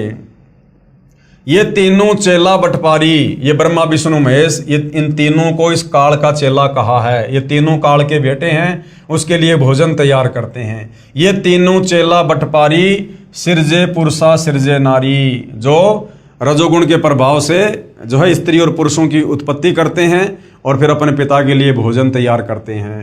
खोकापुर में जीव भुलाए, शौपन बहिस्त बैकुंठ बनाए। आप और हम सबको यहाँ पर धोखा देकर जन्म और मरण के चक्कर में डाल रखा है, कभी स्वर्ग में, कभी नरक में, कभी लक 84 में। यो अरहट का कुआ लोई, या गढ़बंध्या है सब कोई। 21 ब्रह्मांड काल का ये अरहट का कुआ है। जन्म लेना मरना, जन्म लेना मरना, लक 84 में, स्वर्ग में, नरक में। कीड़ी यानी चीटी, कुंजर यानी हाथी, और अवतारा यानी ब्रह्मा विष्णु महेश जो ये अवतार रूप में आते हैं। अरहट डोर बंधे कई बारा, ये काल किसी को नहीं छोड़ता है। इस अरहट की डोरी से जन्म और मरण के चक्कर में कीड़ी से लेकर हाथी और ये अवतार ब्रह्मा विष्णु महेश भी बंधे हुए हैं। अरब अलील इंदर हुए हैं भाई, अरब अलील इंदर, अरहट डोरी बंधे सब आई। शेष महेश अरु गणेश ताई, अरहट डोरी बंद सब आई। शेष यानी शेषनाग, महेश यानी ये शंकर जी, और ये गणेश आदि जितने भी देवी देवता हैं, ये सब इस काल की जन्म मृत्यु रूपी अरहट की डोरी से बंधे हुए हैं। सबका जन्म और मरण है। शुक्रादिक यानी सुखदेव जैसे ऋषि भी, ध्रुव भी, और प्रहलाद भी, और ब्रह्मादिक यानी ये ब्रह्मादि अर्थात ब्रह्मादिक का मतलब है ब्रह्मा विष्णु महेश भी, ये भी अरहट की डोरी से बंधे हुए हैं, यानी जन्म और मरण में हैं। कोटिक करता फिरता देखा, अरहट डोरी कहूँ सुन लेखा। चतुर्भुजी भगवान कहाँ, ब्रह्मा विष्णु महेश की 4 भुजाएं हैं, तो कहते हैं चतुर्भुजी भगवान कहाँ है, अरहट डोर बंधे सभा में। ये सब जन्म और मरण की डोरी से बंधे हुए हैं। यो है खोकापुर का कुआ, ये जो पृथ्वी लोक है, ये इस 21 ब्रह्मांड में कुआ है, कुआ, और या में पड़ा सो निश्चय मुआ। 21 ब्रह्मांड भी सतलोक की तुलना में कुआ है, और जो यहाँ पर आ गया वो अवश्य जन्म और मरण में रहेगा। आगे क्या बताया गुरुदेव भगवान ने, ज्योति निरंजन यानी काल बलि के वश होकर ये तीनों देवता रजगुण ब्रह्मा, सतगुण विष्णु, तमगुण शिव अपनी महिमा दिखाकर जीवों को स्वर्ग नरक तथा भवसागर में लक 84 योनियों में भटकाते रहते हैं। ज्योति निरंजन यानी काल अपनी माया से नागिनी की तरह जीवों को पैदा करते हैं और फिर मार देते हैं। जिस प्रकार नागिनी अपनी दुम से अंडों के चारों ओर कुंडली बनाती है, फिर उन अंडों पर अपना फन मारती है, जिससे अंडा फूट जाता है, उसमें से बच्चा निकल जाता है, उसको नागिनी खा जाती है। फन मारते समय कई अंडे फूट जाते हैं, क्योंकि नागिनी, ये भाई और बहनों, वो अरहट के कुएं का एक चित्र समझा रखा है। जिस प्रकार पहले इस प्रकार से कुएं से पानी निकाला करते थे, पहले ट्यूबवेल वगैरह मोटर वगैरह नहीं होती थी, इसी प्रकार से कुएं से जो है वो पानी निकाला जाता था। तो एक ये चैन है, और इस चैन के साथ में बाल्टियां वेल्ड कर दी जाती थी और बैलों से इसको घुमाया जाता था। तो बाल्टी क्या होती थी, नीचे तो पानी से भर जाती थी और ऊपर आकर यहाँ पर ये खाली हो जाया करती थी। तो कहते हैं कि इस काल का 21 ब्रह्मांड इस अरहट की तरह से है। हम इस पृथ्वी लोक पर आते हैं, यहाँ पर मनुष्य जन्म प्राप्त करते हैं, जैसा भी धर्म कर्म करते हैं, भक्ति करते हैं, थोड़े बहुत हम पुण्य प्राप्त करते हैं, पाप प्राप्त करते हैं, यहाँ से अपने पाप और पुण्य का थैला भर के और ऊपर जाते हैं स्वर्ग में, महास्वर्ग में, वहाँ पर अपनी भक्ति को खर्च करके फिर वापस मनुष्य जन्म प्राप्त करके इस पृथ्वी लोक पर आ जाते हैं।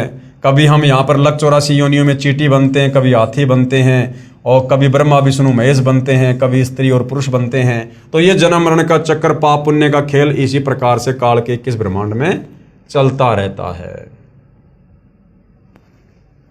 आगे क्या बताया है? उस नागिनी के बहुत सारे अंडे होते हैं, जो अंडे फूटते हैं उनमें से बच्चे निकलते हैं। यदि कोई बच्चा कुंडली यानी सर्प की दुम का घेरा से बाहर निकल जाता है तो वह बच्चा बच जाता है, नहीं तो कुंडली में वह नागिनी छोड़ती नहीं है। जितने बच्चे उस कुंडली के अंदर होते हैं उन सबको खा जाती है। जो साधक यानी जो भगत ब्रह्म यानी काल ब्रह्म यानी ज्योति निरंजन और देवी दुर्गा तथा ब्रह्मा विष्णु शिव तथा अन्य देवताओं तक की भक्ति करते हैं, वे काल ब्रह्म रूपी नागिनी के घेरे यानी जन्म मरण के चक्कर में काल रोक में रह जाते हैं, जिनको काल ज्योति निरंजन खाता है।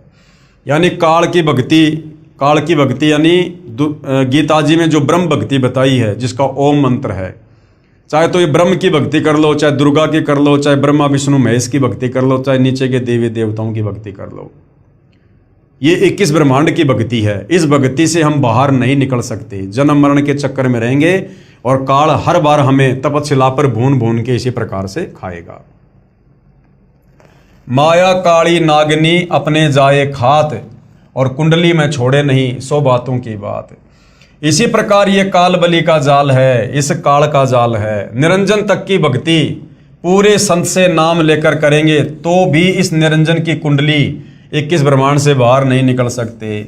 अगर आप सतगुरु रामपाल जी से केवल इस काल तक की भक्ति लेकर भक्ति करोगे, केवल ओम नाम की भक्ति करोगे, प्रथम मंत्र लोगे, तो भी आप इसके जन्म और मरण के चक्कर से बाहर नहीं निकल सकते। हाँ, यदि आपने सतगुरु रामपाल जी से, तत्वदर्शी संत से अगर भक्ति का पूरा कोर्स ले लिया, प्रथम मंत्र प्राप्त कर लिया जिसमें काल ब्रह्मा विष्णु महेश और दुर्गा सबके मंत्र हैं, उसके बाद यदि आपने शतनाम भी प्राप्त कर लिया और तीसरा मंत्र सार नाम प्राप्त कर लिया और फिर सार शब्द आपको प्राप्त हुआ, तो आप इस काल के अरहट के कुएं से जन्म मरण के चक्कर से बाहर निकल सकते हैं। स्वयं ब्रह्मा विष्णु महेश आदि माया शेरा वाली भी निरंजन की कुंडली में है, यानी ब्रह्मा विष्णु महेश को भी ये काल बलि तपशिला पर भून भून के खाता है। ये बेचारे अवतार धार कर आते हैं और जन्म मृत्यु का चक्कर काटते रहते हैं। इसलिए विचार करें, सोहम जाप जो कि ध्रुव और प्रहलाद व सुखदेव ऋषि ने जपा, वह भी पार नहीं हुए, क्योंकि श्री विष्णु पुराण के प्रथम अंश के अध्याय 12 के श्लोक नंबर 93 में पेज नंबर 51 पर लिखा है कि ध्रुव केवल एक कल्प अर्थात 1000 चतुर्युग तक ही मुक्त है, इसलिए काल लोक में ही रहे तथा ओम नमः भागवते वासुदेवाय मंत्र का जाप करने वाले भगत भी श्री कृष्ण तक की भक्ति कर रहे हैं, वे भी 84 लाख योनियों के चक्कर काटने से नहीं बच सकते। यह परम पूज्य कबीर साहिब जी व आदरणीय गरीबदास साहिब जी महाराज की वाणी प्रत्यक्ष प्रमाण देती है। कहने का मतलब भाई और बहनों, आदरणीय गरीबदास जी महाराज जी ने भी बिल्कुल क्लियर कर दिया है कि भैया जब तक आपको तत्वदर्शी संत नहीं मिलता है और तत्वदर्शी संत की भूमिका निभाने के लिए कबीर परमात्मा सत्य पुरुष सतलोक से चलकर खुद ही आते हैं, और जब आप तत्वदर्शी संत की शरण में आ जाओगे, उनके बताए अनुसार उनसे उपदेश प्राप्त करके मर्यादा में रहकर आजीवन भक्ति करोगे, तब कहीं जाकर आप इस काल के 21 ब्रह्मांड से, इस जेल से निकलकर अमरधाम सचखंड सतलोक में जा सकते हो। और जब तक आप सतलोक में नहीं जाओगे, क्योंकि बाकी जितने भी संत महात्मा आचार्य शंकराचार्य किसी भी धर्म के मुल्ला मौलवी पादरी हैं, वो सब के सब शास्त्र विरुद्ध साधना ही करते हैं, काल के जाल में बने रहने वाली साधना ही करते हैं। उनकी भक्ति साधना में आप चाहे कितना जप कर लो, कितने मंत्र जाप कर लो, कितना दान धर्म कर लो, कितने ही भंडारे कर लो, कितना ही कुछ कर लो, आप काल के जाल में ही रहोगे। अनंत कोटि अवतार हैं माया के गोविंद, करता हो अवतरे बहुर पड़े जग फंद। अनंत कोटि अवतार हैं, यानी ब्रह्मा विष्णु महेश के करोड़ों अवतार हो चुके हैं। ये सब माया के गोविंद हैं, यानी माया के अधीन है, इस दुर्गा और काल के अधीन है। और करता हो अवतरे रामकृष्ण रूप में, ये यहाँ पर जो है ये करतार बन के आते हैं, भगवान बन के, और अंत में इनकी दुर्गति होती है, बहुर पड़े जमफंद, वापस फिर ये काल के जाल में फंसे रहते हैं।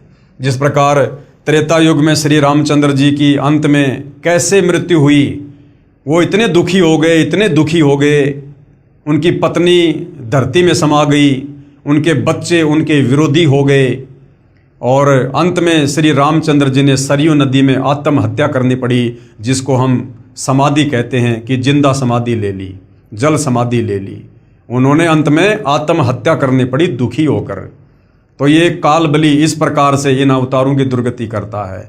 द्वापर युग में श्री कृष्ण जी आए, आजीवन लड़ाई झगड़ों में रहे, उनकी आंखों के सामने महाभारत हो गया, उनके रिश्तेदार मर गए, करोड़ों लोग मरे, 56 करोड़ यादव दुर्वासा के श्राप के कारण मर गए, और उसी श्राप के चलते अंत में श्री कृष्ण जी का भी अंत हुआ। बालिया नाम की शिकारी ने उनके पैर में जहरीला तीर मारा, तड़प तड़प कर उनकी मृत्यु हुई।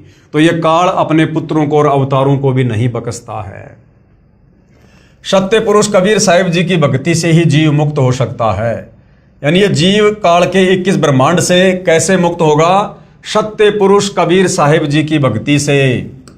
सत्य पुरुष कबीर साहिब जी की भक्ति से। और सत्य पुरुष कबीर साहिब जी की भक्ति कौन बताता है? तत्वदर्शी संत। और वर्तमान में वह तत्वदर्शी संत कौन है? सतगुरु रामपाल जी। तो सतगुरु रामपाल जी से उपदेश लेकर भक्ति करने से ही काल से जीव की मुक्ति हो सकती है। 21 ब्रह्मांड से जीव बाहर निकल सकता है। दूसरा कोई विकल्प, कोई तरीका नहीं है।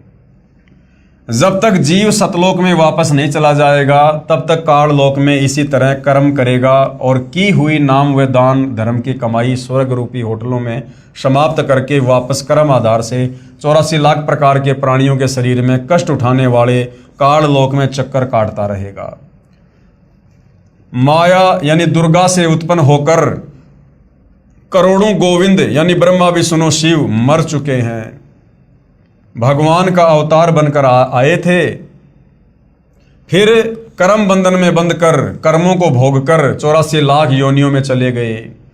जैसे भगवान विष्णु जी को नारद का श्राप लगा, वे श्री रामचंद्र रूप में अयोध्या में आए, फिर श्री राम रूप में बाली का वध किया था। उस कर्म का दंड भोगने के लिए श्री कृष्ण जी का जन्म हुआ।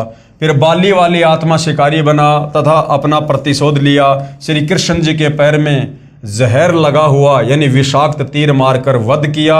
महाराज गरीबदास जी अपनी वाणी में कहते हैं, ब्रह्मा विष्णु महेश्वर माया और धर्मराय कहिए, इन पांचों मिल परपंच बनाया वाणी हमरी लइए।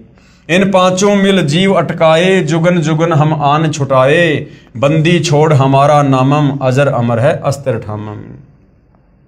पीर पैगंबर कुतुब ओलिया सुर नर मुनि जन ज्ञानी, और येता को तो रा ना पाया जम के बंधे प्राणी।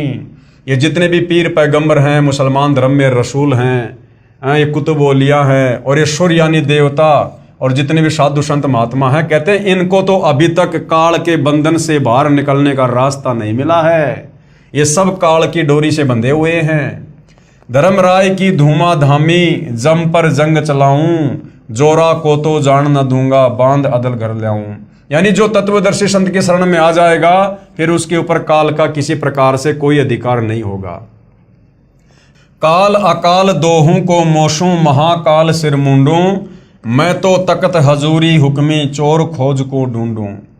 मुल्ला माया मग में बैठी हंसा चुन चुन खाई, ज्योति स्वरूपी भया निरंजन मैं ही करता भाई।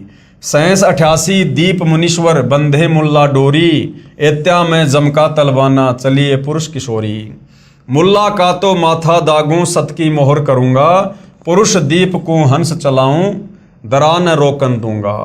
हम तो बंदी छोड़ कहावा धर्म राय है चकवे, शतलोक की सकल सुनावा वाणी हमरी अखवे।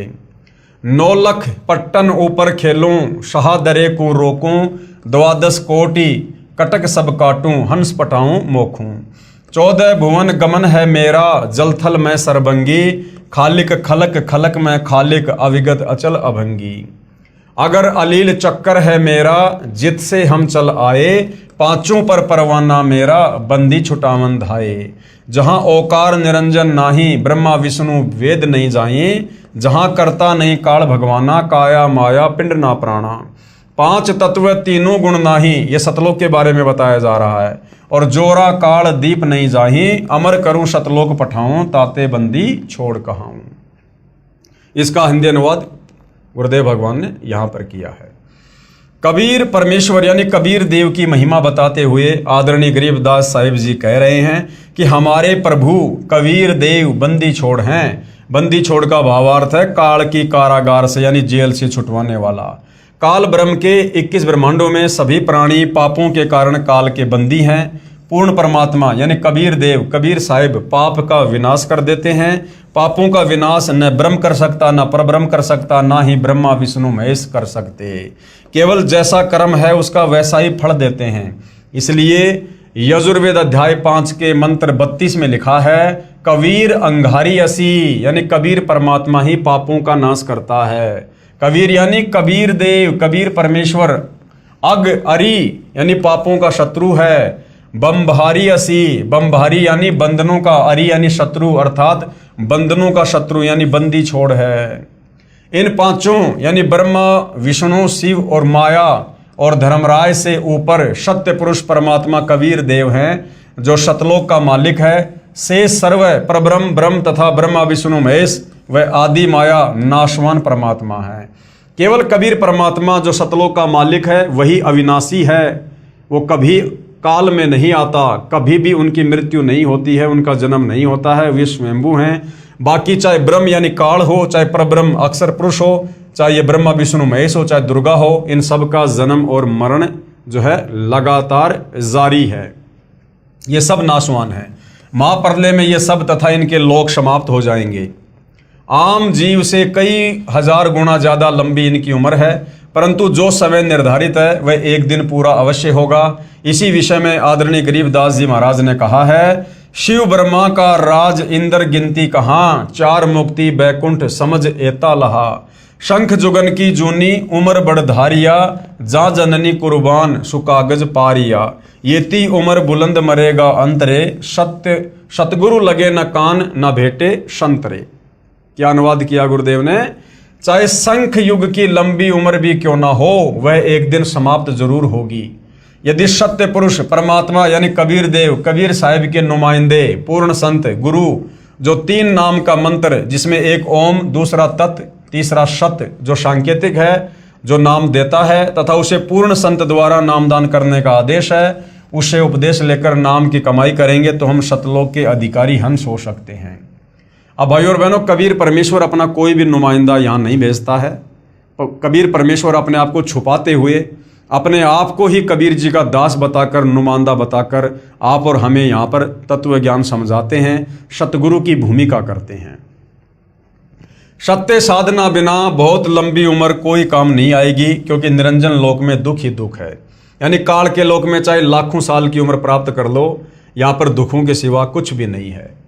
कबीर जीवन तो थोड़ा ही भला, जय सत सुमरण होए, लाख बरस का जीवना लेखे धरे न कोई। यदि सत्य साधना की जाए तो कम उम्र ही अच्छी है। यदि सत्य साधना सत्य पुरुष की नहीं है तथा काल ब्रह्म की व देवताओं व देवियों की पूजा करके व प्राणायाम आदि करके लंबी आयु जीने वालों का कोई लेखा यानी मोक्ष मार्ग में नहीं किया जाएगा। इतनी लंबी आयु जितनी शंकर जी की है मिल जाए तो भी एक दिन मृत्यु अवश्य होगी, और करोड़ों बार हो चुकी है, अरबों बार हो चुकी है। ब्रह्मा विष्णु महेश की जो इतनी लंबी उम्र है ये भी अरबों करोड़ों खरबों बार मर चुके हैं। आम जीव की तो गिनती नहीं है। भक्ति गलत है, इसलिए जन्म तथा मृत्यु का चक्कर बना रहेगा। ऐसी उम्र का क्या औचित्य। कबीर साहिब अपनी यानी पूर्ण ब्रह्म की जानकारी स्वयं ही बताते हैं कि इन परमात्माओं से ऊपर यानी ब्रह्मा विष्णु महेश से ऊपर, दुर्गा से ऊपर, ब्रह्म से ऊपर, परब्रह्म से ऊपर असंख्य भुजा का परमात्मा सत्य पुरुष है जो सतलोक सचखंड सतधाम में रहता है, तथा उसके अंतर्गत सर्वलोक यानी इस ब्रह्म काल के 21 ब्रह्मांड व ब्रह्मा विष्णु शिव आदि के लोक तथा परब्रह्म यानी अक्षर पुरुष के 7 संग ब्रह्मांड व अन्य सभी ब्रह्मांड आते हैं, और वहां पर शतनाम शारनाम के जाप द्वारा जाया जाएगा जो पूरे गुरु से प्राप्त होता है। और पूरा गुरु वर्तमान में धरती पर केवल सतगुरु रामपाल जी है। सचखंड यानी सतलोक में जो आत्मा चली जाती है उसका पुनर्जन्म नहीं होता, यानी वो आत्मा फिर वापस काल के लोक में नहीं आती है, और ना सतलोक में कभी वो मृत्यु में आती है। केवल एक बार जन्म होता है, उसके बाद फिर मृत्यु कभी नहीं होती है। सत्य पुरुष यानी पूर्ण ब्रह्म कबीर साहिब कबीर देव ही अन्य लोकों में स्वयं ही भिन्न भिन्न नामों से विराजमान है। जैसे अलख लोक में अलख पुरुष, अगम लोक में अगम पुरुष और अकय लोक में अनामी पुरुष रूप में विराजमान हैं। ये तो उपमात्मक नाम है, परंतु वास्तविक नाम उस पूर्ण पुरुष का कबीर देव, भाषा भिन्न होकर कबीर साहिब है। अब भाइयों और बहनों, सिख धर्म के प्रवर्तक आदरणीय नानक जी की वाणी में भी सृष्टि रचना का संकेत है, प्रमाण है। आदरणीय नानक जी की वाणी में सृष्टि रचना का प्रमाण है। हम यहाँ पर नानक जी के नाम के आगे साहिब शब्द का यूज नहीं कर सकते, क्योंकि वर्तमान में भाइयों और बहनों कलयुग की बिचली पीढ़ी है, मोक्ष का प्राइम टाइम है।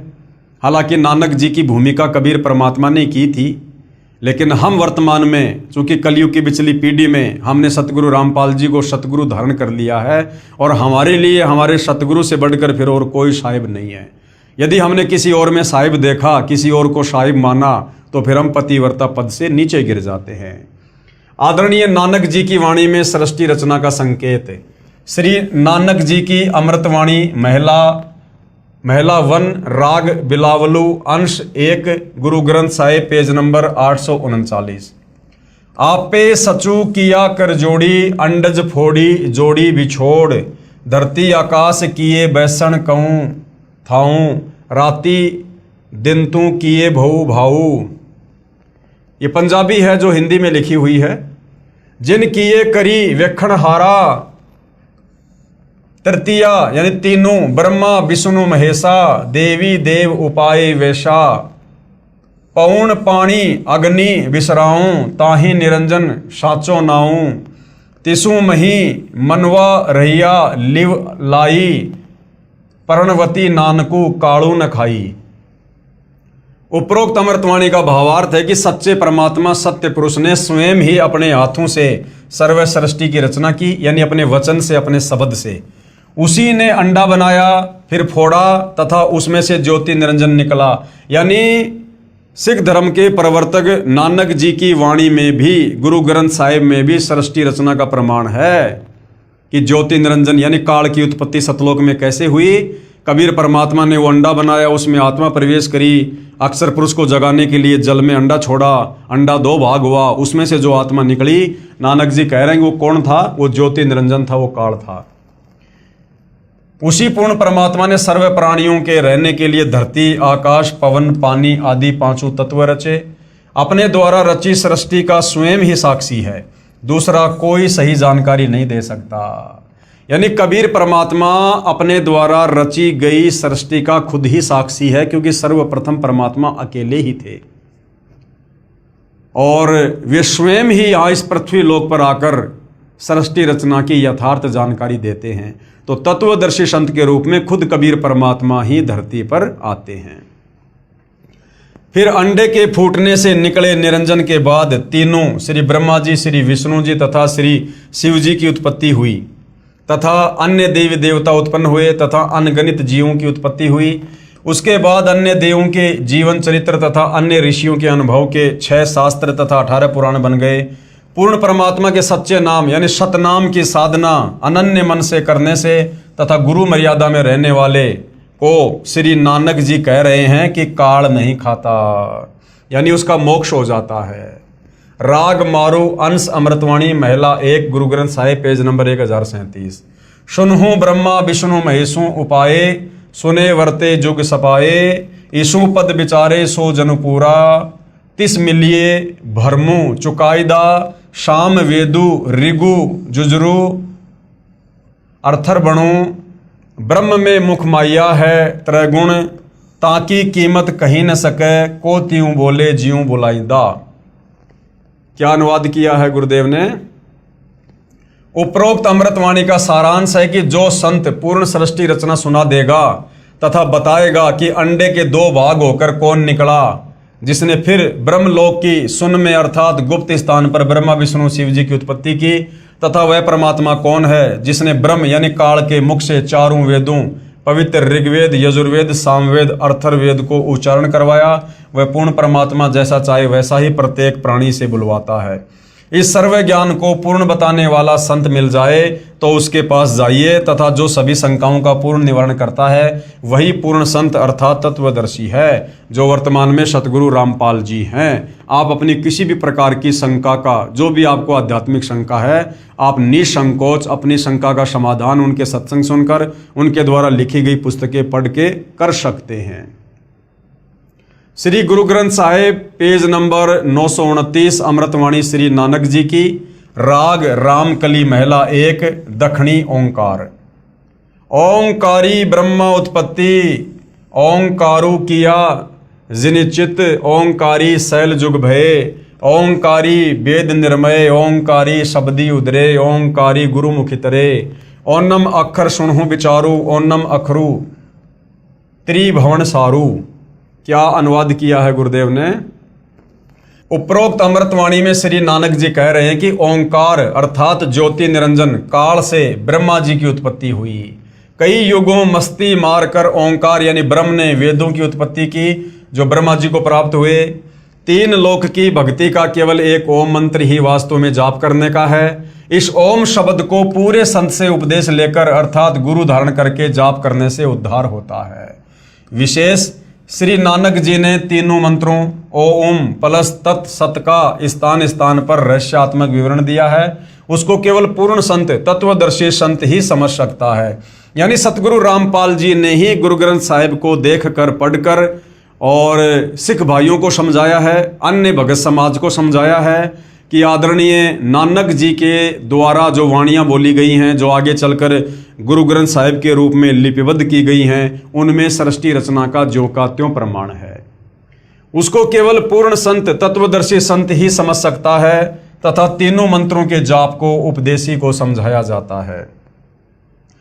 गुरु ग्रंथ साहिब पेज नंबर 1038, उत्तम सतगुरु पुरुष निराले, शब्दी रते हरि रस मतवाले, रिद्धि बुद्धि सिद्धि ज्ञान गुरु ते पाइये, पूरे भाग मिलाइदा, सतगुरु ते पाए बिचारा, सुन समाधि सचे घरबारा, नानक निर्मल नादू शब्द धुनि, सचू रामे नामी समाइदा।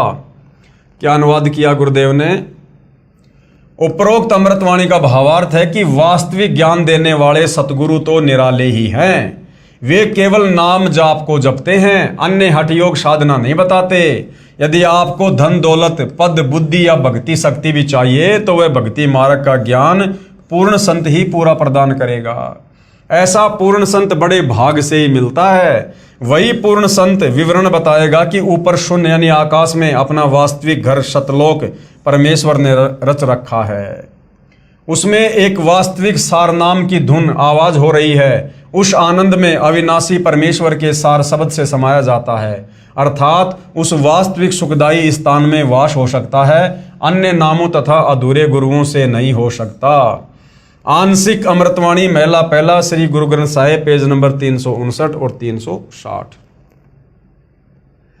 शिव नगरी में आसनी बैसों कल्प त्यागी वादम, सिंडी शब्द सदा धुनि सोहे, अहि निशी पूरे नादम, हरि कीर्ति रह राशि हमारी, गुरु मुखपंथ अतीतम, सगली ज्योति हमारी समिया, नानक वर्ण अनेकम, कह नानक सुन भरतरी जोगी, पार ब्रह्म लिव एकम। उपरोक्त अमृतवाणी का भावार्थ है कि श्री नानक जी कह रहे हैं कि हे भरतरी योगी जी, आपकी साधना भगवान शिव तक है, उससे आपको शिव नगरी में स्थान मिला है, और शरीर में जो सिंगी शब्द आदि हो रहा है वह इन्हीं कमलों का है, तथा टेलीविजन की तरह प्रत्येक देव के लोक से शरीर में सुनाई दे रहा है। हम तो एक परमात्मा पार ब्रह्म अर्थात सर्व से पार जो पूर्ण परमात्मा है, अन्य किसी और एक परमात्मा में लो यानी अनन्य मन से लगन लगाते हैं। हम ऊपरी दिखावा भस्म लगाना हाथ में डंडा रखना नहीं करते। मैं तो सभी प्राणियों को एक पूर्ण परमात्मा सत्य पुरुष की संतान समझता हूँ। सब उसी शक्ति से चलायमान है। हमारी मुद्रा तो सच्चा नाम जाप गुरु से प्राप्त करके करना है, तथा क्षमा करना हमारा बाणा यानी वेशभूषा है। मैं तो पूर्ण परमात्मा का उपासक हूँ, तथा पूर्ण सतगुरु का भक्ति मार्ग इससे भिन्न है। अमृतवाणी राग आशा महला 1 श्री गुरु ग्रंथ साहिब पेज नंबर 420। आशा महला जिन नामू विसारिया दूजे भरमी बुलाई, मूलो छोड़ी डाली लगे, किया पावही छाई, साहिबू मेरा एक है अवरू नहीं भाई, कृपया ते सुख पाइया, साचे परथाई गुरु की सेवा सो करे, जिसु आप ही कराए, नानक सिरु दे छूटिए, दरगह पति पाए। उपरोक्त वाणी का भावार्थ है कि श्री नानक जी कह रहे हैं कि जो पूर्ण परमात्मा का वास्तविक नाम भूलकर अन्य भगवान के नामों के जाप में भ्रम रहे हैं, वे तो ऐसा कर रहे हैं कि मूल यानी पूर्ण परमात्मा को छोड़कर डालियों, तीनों गुण रूप रजगुण ब्रह्मा, सतगुण विष्णु, तमगुण शिव जी की सच्चाई यानी पूजा कर रहे हैं।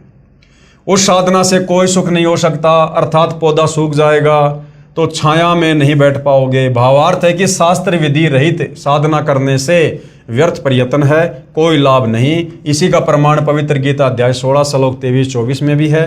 उस पूर्ण परमात्मा को प्राप्त करने के लिए मनमुखी यानी मनमानी साधना त्याग कर पूर्ण गुरुदेव को समर्पण करने से तथा सच्चे नाम के जाप से ही मोक्ष संभव है, नहीं तो मृत्यु के उपरांत नरक जाएगा। यानी जितने भी धर्मशास्त्र हैं, जितने भी महापुरुष हैं, सब केवल एक ही भाषा बोल रहे हैं कि भैया इस काल ज्योति निरंजन की भक्ति तक आप चाहे कितना ही जोर लगा लो, कितना ही कुछ कर लो, काल ब्रह्म से नीचे दुर्गा है, फिर ब्रह्मा विष्णु महेश है, फिर देवी देवता हैं, फिर नीचे ये धर्मगुरु ने पाखंड पूजा शुरू करी रखी है। आप चाहे 21 ब्रह्मांड के अंतर्गत, काल के अंतर्गत कितनी साधना कर लो, आपका मोक्ष नहीं हो सकता, आप जन्म मरण से छुटकारा प्राप्त नहीं कर सकते। उसके लिए भैया कबीर परमात्मा समय समय पर खुद ही धरती पर तत्वदर्शी संत बनकर आते हैं, सच्चे सतगुरु बनकर आते हैं। उनसे उपदेश लेकर आजीवन मर्यादा में रहकर भक्ति करने से ही आप सतलोक जा सकते हो। श्री गुरु ग्रंथ साहिब पेज नंबर 843 844 बिलावलू महला। मैं मन चाहूँ घना साची बिगासी राम, मोही प्रेम प्रिय प्रभु अविनाशी राम।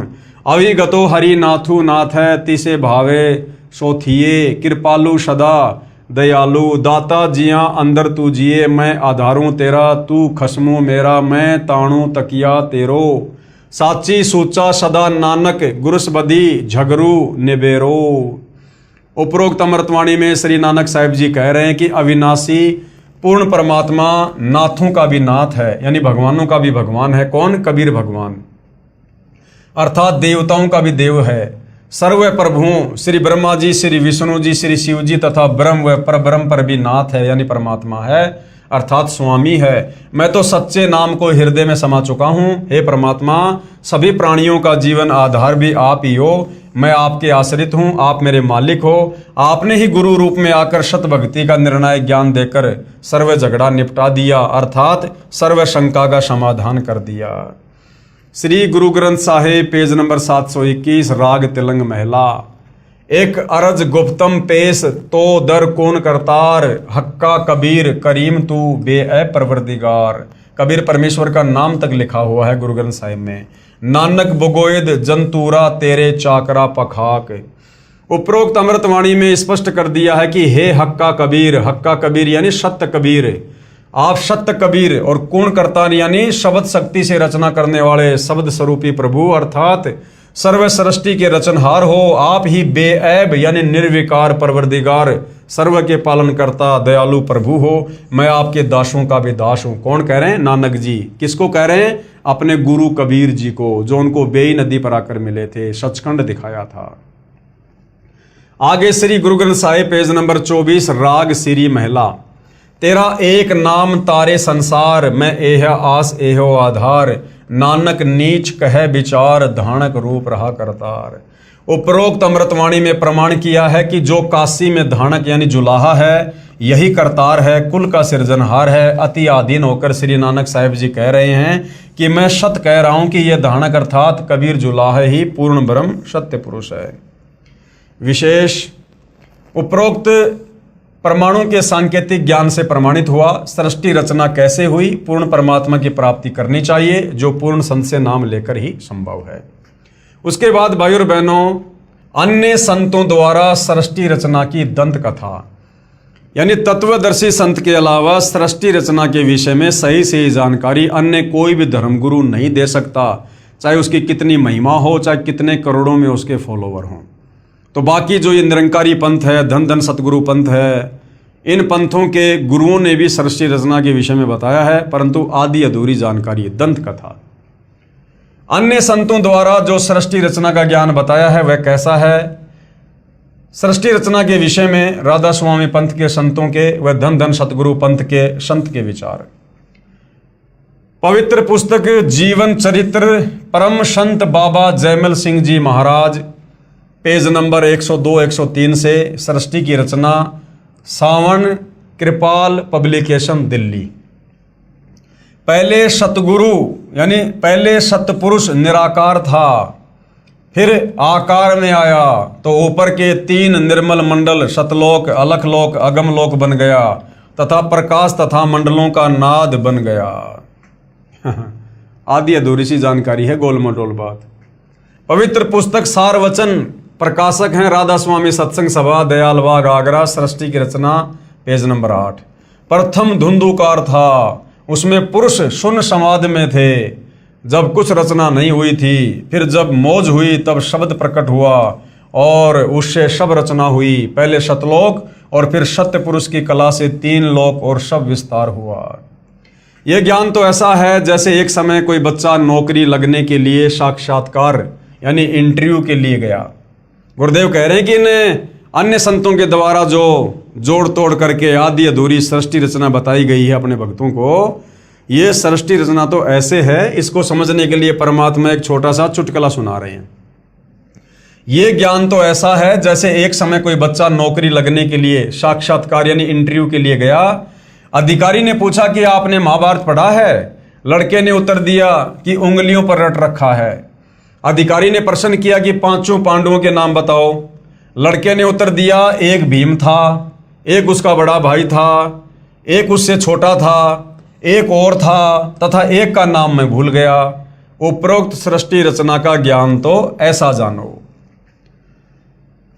सत्य पुरुष व सतलोक की महिमा बताने वाले वे 5 नाम ओंकार, ज्योति निरंजन, ररंकार, सोहम, सतनाम देने वाले व 3 नाम अकाल मूर्ति, सत्य पुरुष, शब्द स्वरूपी राम देने वाले संतों द्वारा रची पुस्तकों से कुछ निष्कर्ष। यानी राधा स्वामी और धन धन सतगुरु पंथ में इस प्रकार के नाम दिए जाते हैं। तो इनके गुरुओं के द्वारा सृष्टि रचना के विषय में क्या बताया गया है? संत मत प्रकाश भाग 3 पेज नंबर 76 पर लिखा है कि सचखंड या सतनाम चौथा लोक है। सतनाम जो कि जपने का मंत्र है, उसको लोक बता रहे हैं, उसको जगह बता रहे हैं। यहां पर सतनाम को स्थान कहा है। फिर इस पवित्र पुस्तक के पेज नंबर 79 पर लिखा है कि एक राम दशरथ का बेटा, दूसरा राम मन, तीसरा राम ब्रह्म, चौथा राम सतनाम। यहां पर राम बता दिया सतनाम को। कभी तो सतनाम को जगह बता रहे हैं, कभी सतनाम को राम बता रहे हैं। ये असली राम है। फिर पवित्र पुस्तक संत मत प्रकाश पहला भाग पेज नंबर 17 पर लिखा है कि वह सतलोक है, उसी को सतनाम कहा है। पवित्र पुस्तक सारवचन नसर यानी वार्तिक पेज नंबर 3 पर लिखा है कि अब समझना चाहिए कि राधा स्वामी पंथ सबसे ऊंचा मुकाम है यानी जगह है कि जिसको संतों ने सतलोक और सचखंड और सार शब्द और सत शब्द और सतनाम और सत्य पुरुष करके बयान किया है।